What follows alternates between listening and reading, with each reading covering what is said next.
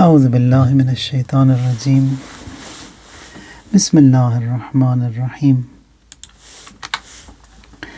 الحمد لله رب العالمين، وصلى الله على سيدنا ونبينا أبي القاسم المصطفى محمد وعلى أهل بيته الأطيبين الأنجبين، بهم نتولى ومن أعدائهم نتبرأ إلى الله. اللهم كن لوليك الحجة ابن الحسن صلواتك عليه وعلى آبائه في هذه الساعة وفي كل ساعة وليا وحافظا وقائدا وناصرا ودليلا وعينا، حتى تسكنه أرضك طوعا وتمتعه فيها طويلا. اللهم صل على محمد وآل محمد وعجل فرجهم. Well, the topic is on perfecting and our prayers, and we came to Ruku and Sajdah, and a little bit on Sajdah in the Hadith al-Mi'raj that we have from Rasulullah sallallahu alayhi wa sallam. The Prophet, he inquires the Almighty Allah and says that في أي وقت يتقرب العبد إلى الله. When does a servant come closer to Allah? In reply, the Almighty says, إذا كان ساجدا أو جائعا. When he is in the state of sajda and when he is hungry. Ja'i' means hungry. Over here it means when he is fasting. So when he is fasting and when he is in the state of sajda, these are the two places where the Almighty Allah Tabaraka wa Ta'ala, when a servant, he comes closer to the Almighty. And among those two things that Allah loves. It was mentioned that as-sujud muntaha al-ibadah min bani Adam, that sajda, Imam Sadiq alayhi salam says that it is the height of worship of the sons of Adam.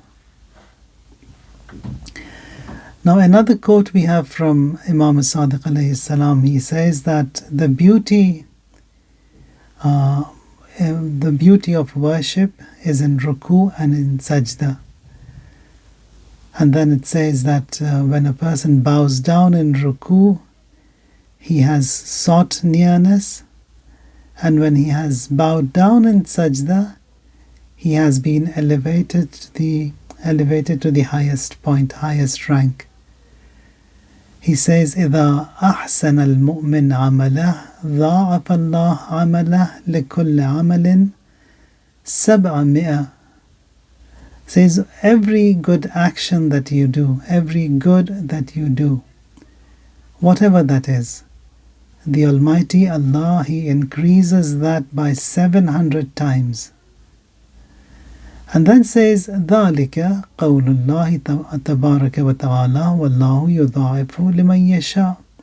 Says that is that word of Allah where in Quran he says he increases and he doubles the good that you do. يُضَاعِفُ لِمَنْ يَشَاءُ. For whosoever he wishes, Allah he increases. And Imam al-Sadiq, in continuation of this quote, he says, فَأَحْسِنُوا أَعْمَالَكُمُ الَّتِي تَعْمَلُونَهَا لِثَوَابِ اللَّهِ فَقُلْتُ لَهُ. Imam says, increase your actions that would increase this reward. The reporter, he says, and what are those actions? وَمَا الْإِحْسَانِ قَالَ فقال إذا صليت فأحسن ركوعك وسجودك. Imam says the good over here is when you are offering your prayers, beautify and make your ruku and your sajda better. Perform them in a better way, in a better manner. Now when Amirul Mu'mineen Ali alayhi salatu wassalam is inquired about this, about the meaning of sajda, Imam says, معناه اللهم منها خلقتني. That it means that God, you have created me from this. That is, when you bow down in sajda, you place your forehead on dirt, on soil, on earth, on dust.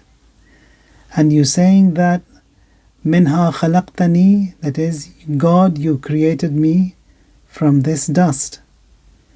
وَرَفْعُ رَأْسِكَ مِنَ السُّجُودِ, when you rise from your sajda, the first sajda, مَعْنَاهُ مِنْهَا أَخْرَجْتَنِي. It means that you, from this earth, you have been brought forth. You were created from this dirt.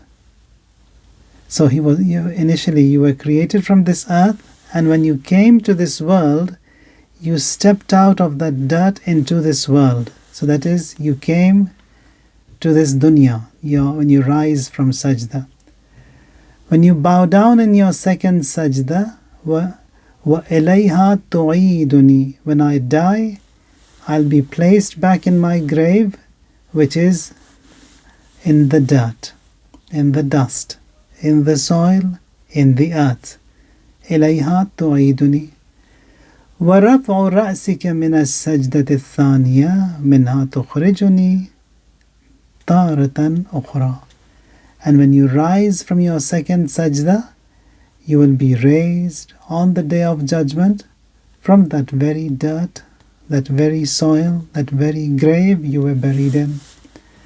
So this sajda, it's belief in the oneness of God, belief that He is the Creator, belief that He has sent us to this dunya, belief that He will kill me, belief that I will be laid in my grave, and belief in the resurrection, that on the day of judgment I will be brought back to life and placed before Him. So in the two sajdas, so that is that height of worship, sajda. It was mentioned that sajda, it's associating with the angels. In the khutbah number 91 of Nahj al-Balagha, Amir al-Mu'mineen Ali alayhi salam, he says, لَيْسَ فِي أَطْبَاقِ السَّمَاءِ مَوْضِعُ إِهَابٍ إِلَّا وَعَلَيْهِ مَلَكٌ سَاجِدٌ. Now before we understand this beautiful phrase of Amir al-Mu'mineen's sermon number 91, now we do find in the seerah of Rasulullah sallallahu alaihi wasallam that in the funeral of Muaz, his companion, who was killed in one of the battles, Shaheed, Rasulullah, he comes and he informs that he's been washed with the waters of the heavens, and Rasulullah, he offers prayers on him, places him in the grave, kisses his forehead, and then buries him. And then in this funeral, Rasulullah, the way he walked was a bit different. Ashab, they said that, Ya Rasulullah, we never saw you walk like that. Why were you being pushed from one side to the other? You were being swayed from here to there whilst you were walking. We never saw you walk like that. Rasulullah says that there were swarms of angels in this funeral, and I could not be on my feet, being pushed away from this side to the other. Now when you are in your own gardens and when you're walking, we see insects on the ground. We don't step on those insects. We are careful not to kill those ants, whatever that creature is.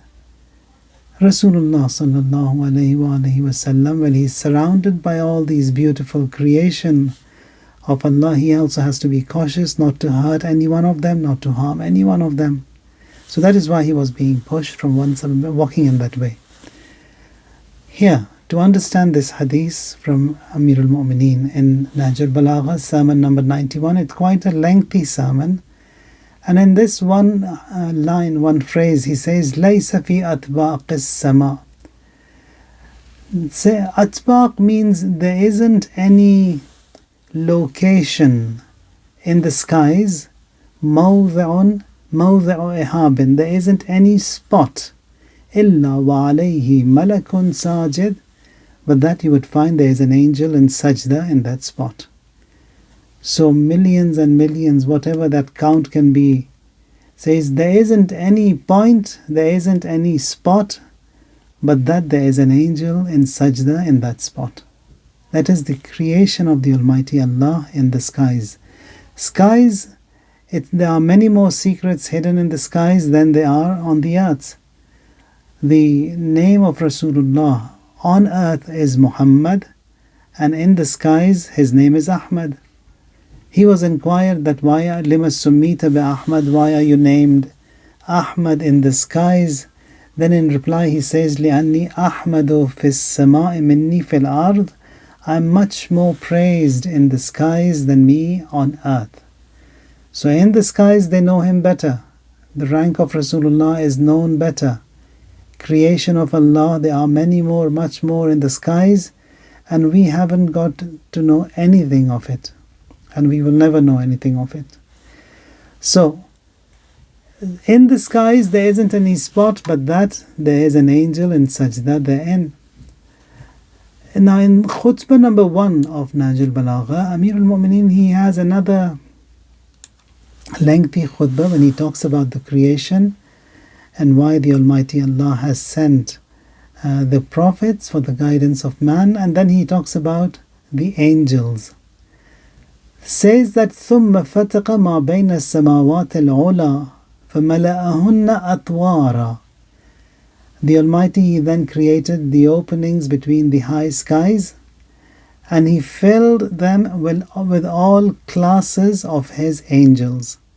So even angels, there are numerous angels, countless, many ranks of angels, angels that are near, angels that are mala'ikat al-muqarrabin. And the chief of staff is Jibreel. Now, here Imam says, فَمَلَأَهُنَّ أَطْوَارًا مِنَ مَلَائِكَتِهِ مِنْهُنْ سُجُودٌ لَا يَرْكَعُونَ وَرُكُوعٌ لَا يَنْتَصِبُونَ. Some of them, they are in sajda and they do not go to their ruku, they do not kneel, they are always in prostration. And others are all in kneeling in that ruku and they do not go to sajda. So some of the angels, they are always in ruku, they have been created to be in ruku, and some of the angels have been created to be in the state of sajda. So sajda is important, ruku is important. I may have mentioned in one of these sessions before, one of the ulama that we have who passed away about 70 years ago is Marhum Ayatullah Shaykh Nukhud Ali Isfahani. He is known as Ayatullah Nukhudaki. He is buried by the Mubarak grave of Imam Rida alayhi salatu wassalam in Mashhad. Now the beauty of this Shaykh was, he used to occupy in worship, one of the greatest of the Urafa of his time he is. He used to occupy in worship, and the way his worship was, on Thursdays, he used to mount to the rooftop of the sacred shrine of Imam Rida alayhi salam, stand by the dome on the rooftop and occupy in worship. Now this was his way, how he used to, and the khadim of the haram, they were aware of this, and they used to open the haram for him to allow to go to the rooftop. Now in those days, the haram, it used to close at midnight, and then they used to reopen before Fajr. This was the same in Qum, in all the sacred shrines, in Karbala, in Najaf, in Samirra, everywhere this was the pattern. But then, it's the past 15-20 years, it's 24/7, open all day, every day. Now, in those days, it was at winter, and this Shaykh, he goes to the rooftop to occupy in worship, and he was in ruku. The khadim, he says, it was close to midnight, and I had to close the haram, and I couldn't leave this Shaykh up on the rooftop, and it's chilly, it's cold, it's snowing, and he's not ending his prayers. When I go to inform him, I see him in the state of ruku. I go after a while, I see him in ruku. I had to close the haram, I had to go home, I have something important to be done that night. He says that just to be on the safe side, I leave some firewood beside the sheikh so that he doesn't freeze in that cold weather. He comes home and then he's worried, and early in the morning when he has to come back to the haram to open the gates, he rushes to the rooftop. There he sees the sheikh. He is still in the state of ruku and a span of snow sitting on his back. And I thought that he must have died. Says, I come close and I hear him, Subhana Rabbi al-Azimi wa bihamdih. He's occupied in ruku all night. So minhum ruku, minhum sujudun la yarka'un wa ruku'un la yarka'un. Angels always in ruku, angels always in sajda. So mankind also, he can do that and he can observe these beautiful qualities and occupy himself in ruku and sajda in worship. There is another quote here from Rasulullah, says that قال خلقتم من سبع وَرُزِقْتُم مِّن سَبْعٍ فَاسْجُدُوا لِلَّهِ عَلَى سَبْعٍ. Inshallah, we'll explain this hadith much more in the future. Now, for now, only the translation of that, where he says that you've been created with the seven, and you are nourished and fed with the seven. فَاسْجُدُوا لِلَّهِ عَلَى سَبْعٍ. So you perform your sajda and your prostration on the seven. What are these seven? The two palms, the forehead, the two knees and the two toes. And we'll come to this point also, that this sajda has to be done on these seven bones. They have to touch the ground. Now what the philosophy of that is, a little bit of that will be mentioned today. Most of that, inshallah, we will never know what it is. Now, so the height of worship is ruku, height of worship is sajda, and the least of what Rasulullah he used to do, in the minimum requirement that he says is Subhana Rabbi al-Azimi wa bihamdih 3 times, or Subhanallahi, Subhanallahi, Subhanallah 3 times. Now the seerah of Rasulullah says that Kana yaqul Subhanallah wa bihamdih, or what we say, Subhana Rabbi al-Azimi wa bihamdih, Subhana Rabbi al-A'la wa bihamdih. This was the recital of Rasulullah in ruku and in sajda. Now Imam al-Sadiq alayhi salatu wasalam, he says that, he reports from and says that Imam Sajjad alayhi salam, he used to perform these sajdas. إذا قام في الصلاة تغير لونه فإذا سجد لم يرفع رأسه حتى يرفض عرقا. When he used to occupy in worship, Imam al-Sajjad, you would see his tone, his complexion, it changes. And when he bowed down in sajda, he would not rise, but that he was soaking in sweat. He used to perform these sajdas that lengthy and that long. And the reporter, he says, he set off to the desert, and I followed him and I saw him he bowed down in sajda, and when he rose when he was in sajda, I counted the zikr that the Imam recited. It was 1,000 times he repeated La ilaha illallah haqqan haqqa, La ilaha illallah ta'abbudan wa riqqa, La ilaha illallah imanan wa sidqa, 1,000 times, and then he stood after his sajda. Now that is a lot for us. Now mentioning all of that whatever we can do, we have to do. So one of the little prescriptions, or the smaller or lighter prescriptions that are given to us, Imam Rida alayhi salam says, you've offered your prayers, bow down in sajda, say shukran, shukran, shukran 100 times. or at least 3 times. Just say that 3 times, shukran, shukran, shukran, or say that 100 times. And if you can, say afwan, afwan, afwan. Afwan means your forgiveness, means I'm sorry. That is pleading forgiveness of the Almighty Allah in the state of sajda. And as it was mentioned earlier, the ayah in the Quran says, Wallahu yudha'afu liman yasha. Allah multiplies the reward, and the statement of Imam says that by 700 times. So this sajda shukr, it is not what has been obligated. It is something that I'm doing out of my own wish, my own will, my own desire. And when I say that shukran, shukran, shukran 3 times or 100 times, that is what Allah loves. And He buys that at a lavish price, which is multiplied by 700. Now, one of the other prescriptions that Imam Sadiq alayhi salam gives, which are the easy ones, says in sajda, just bow down and say shukran lillah, shukran lillah, shukran lillah. One of the other du'as that we have for sajda, now this is from Imam Kazim alayhi salatu wassalam, our 7th Imam.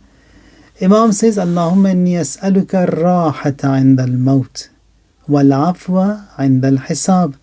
That Allah, I want ease at the time of death, because death, it's going to be painful. It is one of those difficult times that every one of us sees. There are 3 times that are extremely difficult in everyone's life, and that is yawma yamut wa yawma walid wa yawma yamut wa yawma yub'asu hayya. The day a person is born, he comes out of a lot of pain. That's why he's crying. Wa yawma yamut, when he dies, he's going to go through a lot of pain. Wa yawma yub'asu hayya, and when he will be resurrected on the day of judgment, that's another day. It's going to be painful. So for these 3 days, we need a lot of help. And here Imam in his sajda, after his prayers, he says, Allahumma inni as'aluka rahata inda al-maut. Allah, make it easy for me at the time of death. Wal afwa inda al-hisab, and when the accounting will be taking place, Allah, I need your forgiveness. I need your pardon. Or the other dua says, Allahumma inni as'aluka rahata inda al-maut wal maghfirata ba'da al-maut, and your forgiveness after death. Wal afwa inda al-hisab, and your pardon when that account will be taken from me. So that is another prescription from Imam Kazim alayhi salam. Another nuskha, another dua that we have from Imam Sadiq alayhi salam for sajda. Imam says, after your prayers, just bow down in sajda, say Ya Allahu, Ya Rabbahu, Ya Sayyidah 3 times. So this is an easy one. Ya Allahu, Ya Rabbahu, Ya Sayyidah. Ya Allah means, O God. Ya Rabbah, O my provider, my nourisher. Ya Sayyidah, my master. So say that 3 times. Or one of the other du'as that we have reported, and that is in the sajda shukr, mu'mineen, they say that pray for me. Now if you can do this, memorize that dua in Arabic, well and good. If not, at least the meaning of that. Now what is this dua? Here says, Allahumma rabbal fajri wa layal al-ashr, Lord of the dawn and the 10 nights. Wash-shaf'i wal-witr, the 2 and the 1. Wal-layli idha yasr, wa rabb kulli shay'in wa ilaha kulli shay. And then the Lord of everything. Wa khaliqa kulli shay, the creator of everything. Wa malika kulli shay, the owner of everything. Salla ala Muhammadin wa alih, send your salutations upon Muhammad and his progeny. Waf'al bi wa bi fulan wa fulan, and for me what I want, and all those who have requested for dua from me, ma anta ahlu, whatever you desire, whatever you want, give them. Because Allah, when He wants something for me, He would want the best, because He is my master, He is my creator. If I want something that's going to be something based upon my limited, restricted knowledge, I may want something that is just in front of me. I don't see behind the scenes. I don't know what He is availing for me behind the scenes. Maybe something much better. I'm asking for something that is in front of me. That is to the best of my knowledge. Now when I give that charge to the Almighty Allah and tell Him that whatever you want and whatever is for me, give that to me and to my friends and those who have requested for dua from me, وَلَا تَفْعَلْ بِنَا مَا نَحْنُ أَهْلُهُ. Don't do that what we think we deserve, because many things that we think we deserve are not what we deserve. They may not be in our benefit. They may not be to the best of our needs and requirements. But what Allah decrees for me, that is the best. فَإِنَّكَ أَهْلُ التَّقْوَى وَأَهْلُ الْمَغْفِرَةِ. Indeed, you are the one who are with those who are God-wary, and you are the one who are with the God-wary, and you are the one who are with those who seek forgiveness.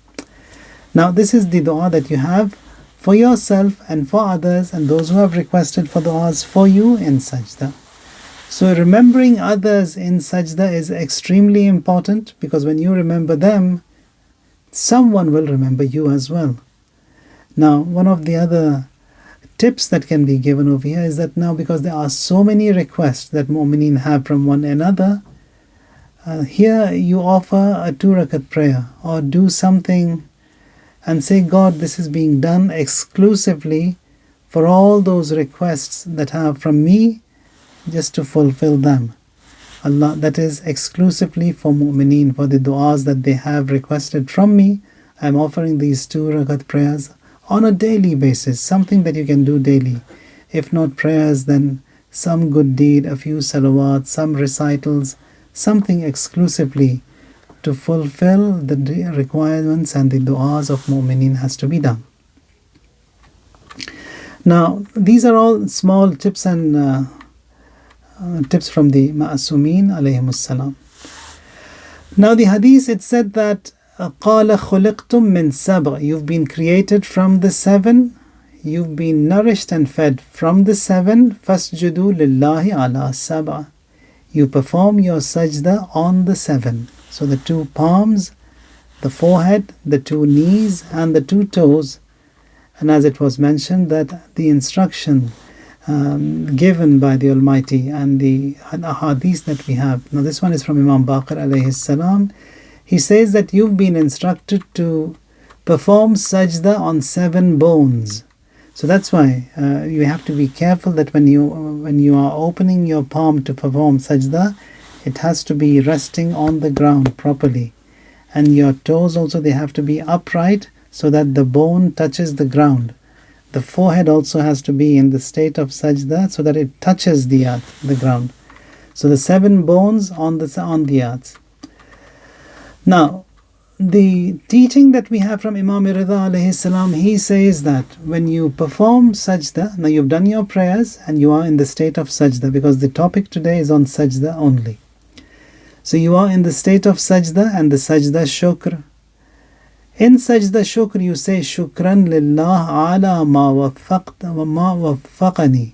God, I thank you for what you have given me the opportunity to perform. That is, I went down in sajdah. This extra sajdah that I'm doing, it needed extra tawfiq, and that tawfiq was given to me by the Almighty, and I did it. وَفَّقَنِي لَهْ مِنْ خِدْمَتِهِ وَأَدَاءِ فَرْضِهِ. Now in this sajdah, I'm saying that I thank you for giving me the opportunity, and also to give me the opportunity that I fulfilled and I offered the prayers. Now the prayers I've offered, definitely there is a flaw in it, and it is not to the best of my ability.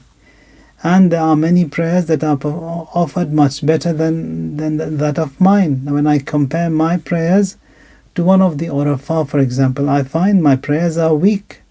That is how you get to know, by comparing something weak with something strong. Only then you come to know what the flaws are in the weak and how it can be repaired and recovered.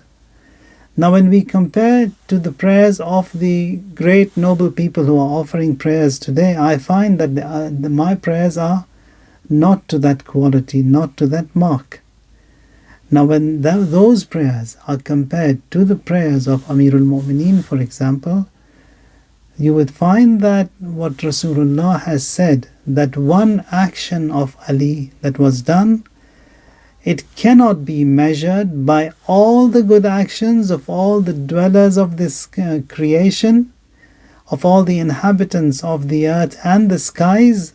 All the good that jinn and humans had done cannot be a match to one little action of Amirul Mu'mineen. That is that height of perfection that Amirul Mu'mineen's actions they have. So when I go in sajda and I say Shukran Lillah, thank you Allah for giving me this tawfiq, that I am offering this sajda shukr, and also the tawfiq that you gave me, I offered my wajib prayers. Now here Imam Riza alayhi salam says, with this one sajda of yours that you are doing out of your own will and wish and desire, the flaws that you had in your prayers will be removed, will be corrected. See how beautiful this is, this one little sajda with just 3 times saying Shukran Lillah and admitting that God, it wasn't mine, it was the tawfiq that came from you, as a result of which I could do that. So Allah will also remove the flaws that were in the prayers. Now, another quote from Imam Sadiq alayhi salam says that every sajda will remove a wrong, a sin that was committed. Now here another hadith says that on the day of the 2 hands, when you put them down in sajda, 2 hands on the ground in sajda, means that chains and shackles will be removed from these hands on the day of judgment. So sajda is that beautiful. Sajda has all that beauty. And sajda, the longer it is, the more Iblis is in flares, is furious, because it was that sajda that took him away from that worship of the Almighty Allah. From the vicinity of the angels, he was thrown out. He was kicked away from the highest of the creation of the Almighty just because of not performing that one sajda before Adam. Now, according to the statements that we have from Ma'sumin alayhimus salam, sajda, it is that state or that phase of worship where you draw yourself nearest and closest to the Almighty Allah. Ma'sumin alayhimus salam, they performed long and lengthy sajdas, long and lengthy rukus, and likewise the sincere followers of the Ahlul Bayt alayhimus salam, they also occupy themselves in worship, in sajdas, etc. Now, the asatidha or the mentors in suluk and irfan and mysticism, they also, the prescriptions they give to their students, it's to perform long and lengthy sajdas as frequent as possible, and also away from the sights of people. Not that you come to the masjid and there you occupy yourself in these long and lengthy. No, these things have to be done in your own private time, in your own personal time, in your own private time, and with the least distraction and disturbance to anyone or to your daily agenda, your daily schedule that you have. It shouldn't be disturbing any one of the family members. All those things have to be on point. In addition to all of that daily program of yours, there has to be a quiet time, a private time for you, between us and our Lord, for ourselves. Now, hadith says from Rasulullah sallallahu alayhi wa alihi wa sallam, إِذَا أَرَدْتَ أَن يَحْشُرَكَ اللَّهُ مَعِي يَوْمَ الْقِيَامَةِ فَأَطِلِ السُّجُودَ بَيْنَ يَدَيِ اللَّهِ الْوَاحِدِ الْقَهَّارِ. Rasulullah says that if you want to be raised with me on the day of judgment, then you lengthen your sujood, you lengthen your sajda, and then you towards the Almighty Allah, the Mighty.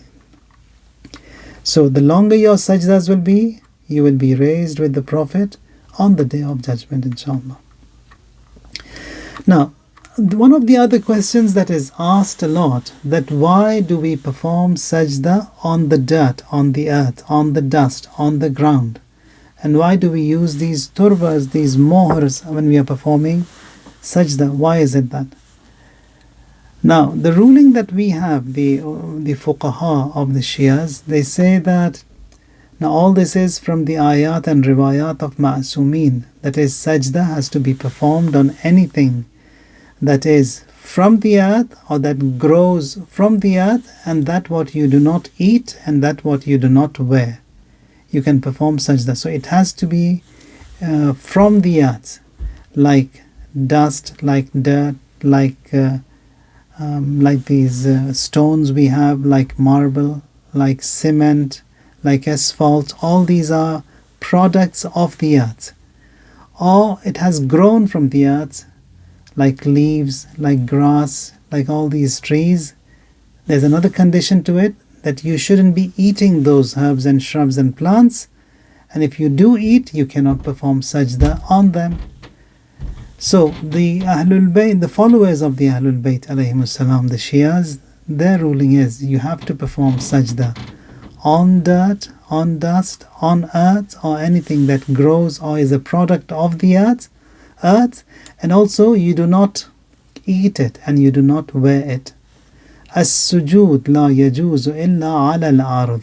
So sajda is not allowed but on the earth.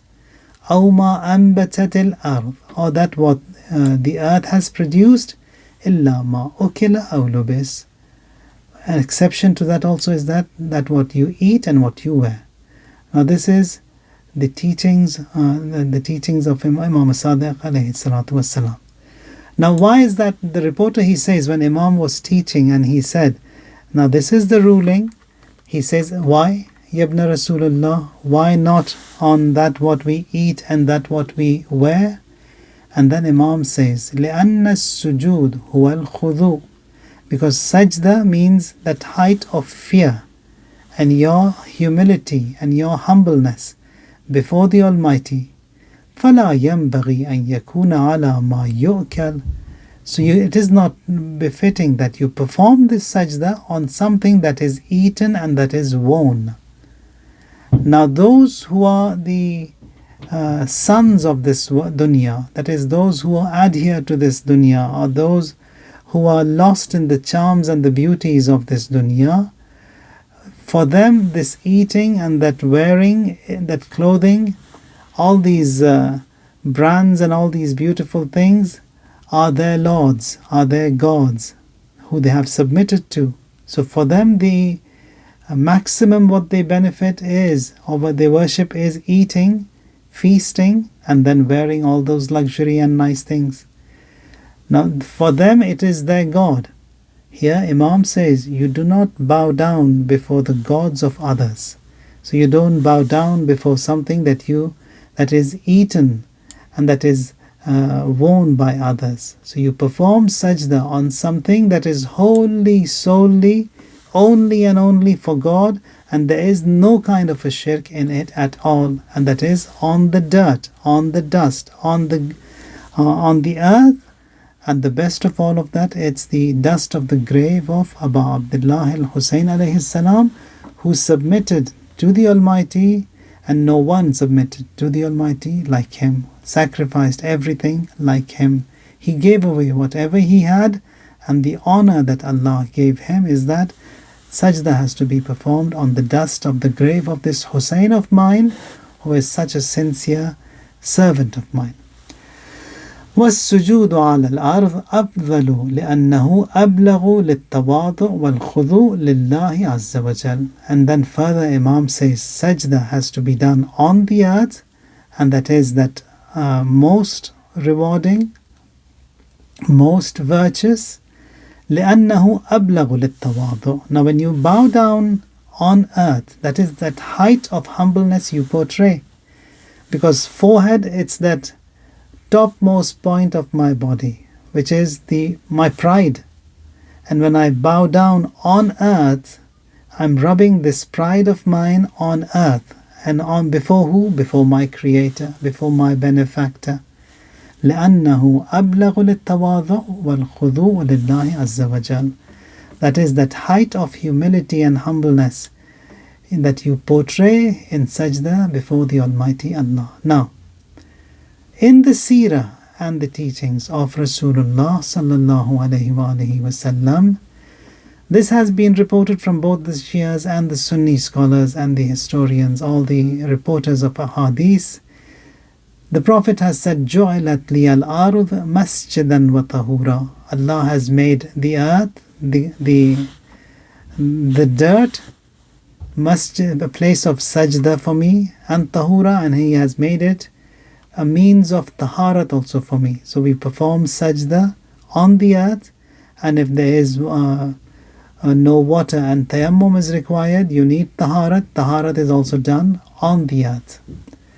جُعِلَتْ لِيَ الْأَرْضُ مَسْجِدًا وَطَهُورًا.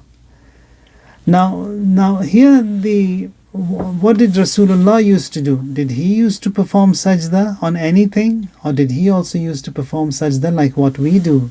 Sajda on turba, sajda on mohr. Now in those days, mohrs were not there. They used to perform sajda on the earth, on the dirt, on the ground, or on stones. Now here hadith says that Sajdah Rasulullah sallallahu alayhi wa sallam fi yawmin, that is a day when it was raining a lot. Rasulullah, he was performing sajda on the earth. Hatta, and then the reporters, they say that we saw that all that mud and dirt was on the forehead of the Prophet. Now this shows that if sajda was allowed on anything else, he would have done that. He didn't do it. He performed sajda on the earth, on the dirt, and traces of that dirt were seen on his forehead. Means that sajda has to be done on the ground. If it was allowed, then he also would have done. Another wife, Aisha, the wife of Rasulullah, she says, مَا رَأَيْتُ رَسُولُ اللَّهِ مُتَّقِيًا وَجْهَهُ بِشَيْءٍ. That Rasulullah, when he used to perform sajda, he never used to cover his forehead with anything. That is, he used to perform sajda directly on the earth, on the ground, on the dust, on the dirt. So there wasn't any barrier between his forehead and the earth. So it was on the earth. Another wife of Rasulullah, she says that Rasulullah, he used to offer sajdas, yusalli, I've seen the Prophet, yusalli ala al-khumrati fayasjud, wa Rasulullah yusalli ala al-khumra fayasjud. That the Prophet, he used to perform sajda on khumra. Khumra means these mats, hasir, that are woven from bamboo sticks and sometimes from plantains that are not eaten. You make hasir, you make mats with them. So Rasulullah, he used to perform sajdas on these mats that were woven and that are not consumed or eaten. So this was a seerah of Rasulullah. He performed sajda on the earth. Now, one of the other things that teaches us, that we learn from, what was the practice of the companions of Rasulullah. The companions of Rasulullah, he says that I was offering prayers with the Prophet, and now those of you who've been to Mecca, you see how hot it is. It is so hot that in some the mountains that you see, they are pitch black because of this intense heat which has been shining on these mountains for those thousands of years. As a result of which, the stones and the mountains over there, they are very dark, very black. Here in summer and when the temperatures are in 50s and above, so everything becomes hot. Now the companions of Rasulullah, Jabir is one of the companions who has seen the Prophet and who has seen 5 Imams. So he died during the time of Imam Baqir alayhi salatu wasalam. And Rasulullah, he had told Jabir, you will see my 5th grandson, Baqir. I want you to convey my salam to him. And he did. Now Jabir, he says that kuntu usalli ma'an nabi. And Jabir is someone who lived for a very long time, more than 100 years. Says that I used to offer prayers with the Prophet, and sometimes at Zohr when we were offering prayers in that heat, I used to pick up these stones on which we used to perform sajda. I used to hold these stones in my hand and then move them from this hand to the other, because it was so hot, these stones, as if they are coming out from a baking oven, that hot. So we used to hold these stones, sometimes in this hand, sometimes in that hand, just flip them over in our prayers, so that they cool down a little bit, so that when we perform sajda, they are slightly cooler than that heating ground of Mecca and Medina also. Says that, so we used to do that. So it means that they were bound, or they were instructed to perform sajdas on rocks and on stones, and now they want to perform sajda, they can't because it's so hot. So they are holding it in their hands for it to cool down, and then they can offer that. I've seen in Iran in the early days of the Islamic Revolution, when there wasn't no heating as such, the Imam of the Jamaat, when he used to stand from sajda, he used to put his mohr in his pocket. And then when he used to go down in sajda, take that mohr out of his pocket and place it. Now someone went and objected that, why do you do all this when you are saying your prayers? Can't you focus? Can't you say your prayers? And he says that that tingling effect of that very cold mohr, it disturbs me, it gives me headache, I'm suffering from migraines and all that, and every little thing that it triggers it. So I have to place that mohr in my pocket for it to cool down, so that when I go down in sajda, it's not that hot, not that cold. So here you have examples of that cold turba hurting the forehead, and there the example of hot stones hurting the forehead when you go down in sajda. So it means that it was the seerah of the companions of Rasulullah that they used to offer sajda on stones that is part of the earth.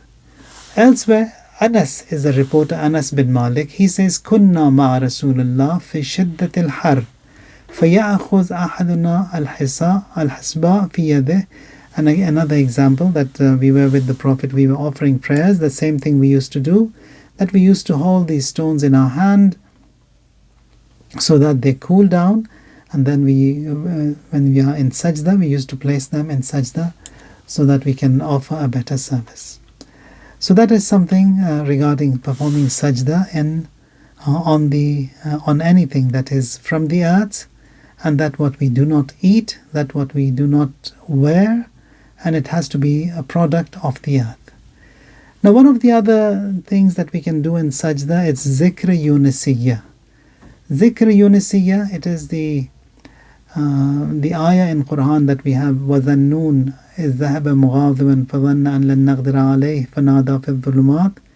The zikr is أَن لَا إِلَهَ إِلَّا أَنْتَ سُبْحَانَكَ إِنِّي كُنْتُ مِنَ الظَّالِمِينَ.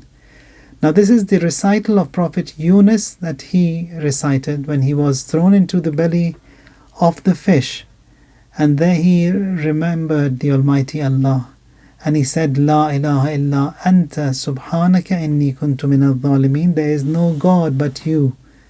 Glory belongs to you. It is me who has done bad. I have done bad, O God. So I am seeking forgiveness of yours. Now the ayah after that says that وَنَجَّيْنَاهُ مِنَ الْغَمِّ وَكَذَلِكَ نُنْجِي الْمُؤْمِنِينَ. And it was that humble recital and remembrance of Yunus that I accepted. And then Allah says, وَكَذَلِكَ نُنْجِي الْمُؤْمِنِينَ. And that is how we save the believers, save the mu'mineen. How? When they remember the Almighty, and especially in the state of sajda.